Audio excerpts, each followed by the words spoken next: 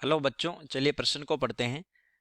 Assertion यानी कथन दिया है, अम्ल वर्षा सामान्यतः उन क्षेत्रों में अधिक होती है जहां औद्योगिक इकाइयों की संख्या अधिक होती है। इसका रीजन दिया है, कारण दिया है, उद्योग वायुमंडल में अम्ल की वाष्प मुक्त करते हैं जो अम्ल वर्षा के लिए उत्तरदायी होती है। ABCDE 5 विकल्प दिए, सही विकल्प का चयन करना है। तो चलिए प्रश्न की मुख्य अवधारणा पे बात करते हैं। मुख्य अवधारणा में अम्ल वर्षा का मतलब समझेंगे। जब वर्षा जल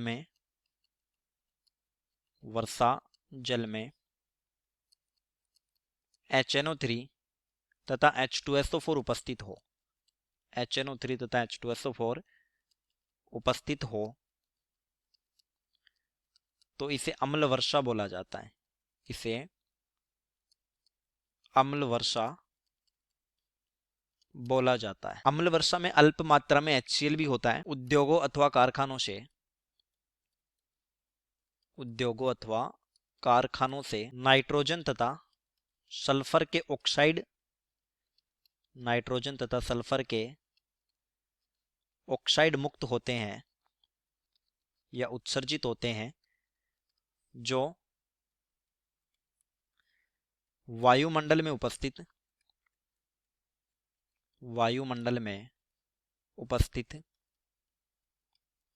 जलवाष्प से क्रिया कर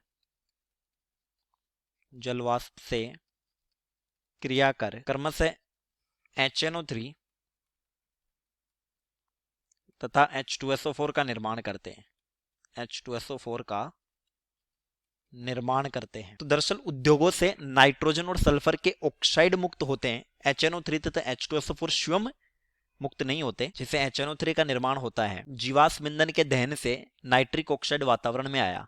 इसका ओजोन के द्वारा जब ऑक्सीकरण हुआ तो बनता है NO2 gas plus O2 gas. NO2 gas का फिर से अगर ओजोन द्वारा ऑक्सीकरण हुआ तो यह बन जाता है NO3 plus O2। NO2 plus NO3 ये बनता है N2O5 और बना N2O5 H2O वेपर यानी जलवाष्प से क्रिया कर बना लेता है HNO3। ठीक इसी तरीके से उद्योगों के धुएं वगैरह से सल्फर डाइऑक्साइड SO2 वातावरण में आया। यह ऑक्सीजन के द्वारा ऑक्सीकृत होता है 2SO2 प्लस O2, यह बनाता है 2SO3। अब वही प्रक्रिया SO3 जो होगी वो H2O वेपर के साथ यानी वायुमंडल में उपस्थित जलवाष्प से क्रिया कर H2SO4 निर्माण करती है।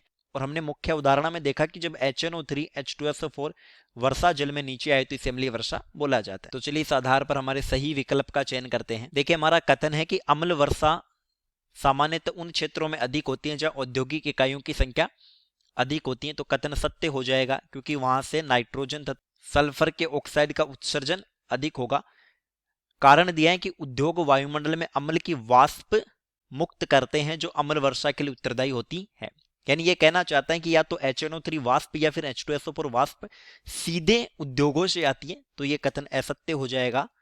वो वायुमंडल में ऑक्सीकृत होकर नाइट्रोजन के अथवा सल्फर के ऑक्साइड अम्लों का निर्माण करते हैं। तो कथन इस कारण से असत्य हो गया। चलिए विकल्प पढ़ते हैं। ए विकल्प दिया है कि बोथ A एंड R यानी कथन और कारण ट्रू, दोनों सत्य हैं। R is the correct explanation of A, और कारण जो है वो कथन की सही व्याख्या करता है। तो पहली बात तो A और R दोनों सत्य नहीं है, तो A तो गलत हो गया।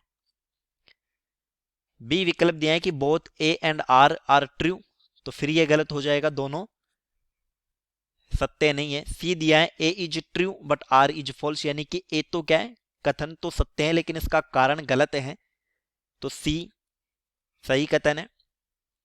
डी दिया है A इज फॉल्स, कथन को इसने असत्य बताया है जबकि कथन सत्य है, तो डी भी क्या हो जाएगा, गलत विकल्प हो जाएगा। ई दिया है बोथ A एंड R और फॉल्स, यानी कथन और कारण दोनों ही इसने असत्य बता दिए, तो ई भी क्या हो जाएगा, गलत हो जाएगा। तो हमारा सही उत्तर जो होगा वो हो जाएगा सी। चलिए उम्मीद करता हूं प्रश्न समझ आया होगा। धन्यवाद।